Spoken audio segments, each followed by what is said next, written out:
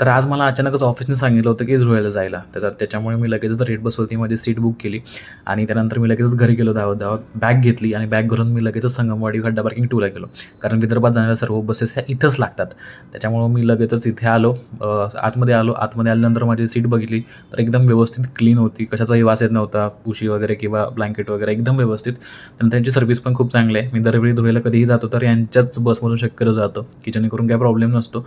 आणि मी लोवरची सीट घेतली होती कारण की फुल नाईटचा ट्रॅव्हल होता आणि काय प्रॉब्लेम पण नसतो. व्यवस्थित नीट व्यवस्थित झोपून जाता येतं. म्हणजे सर्व्हिस खूप चांगली आहे की पाणी बॉटल आणि लगेच स्नॅक्स वगैरे ह्यांनी काही दिले. त्यासोबत मी घरून पण काही घेऊन गेलो होतो कारण की तेवढाच टाईमपास. कारण की बस भोसरीतून बाहेर पडेपर्यंत चाकणपर्यंत जाईपर्यंत निवांतच चालते.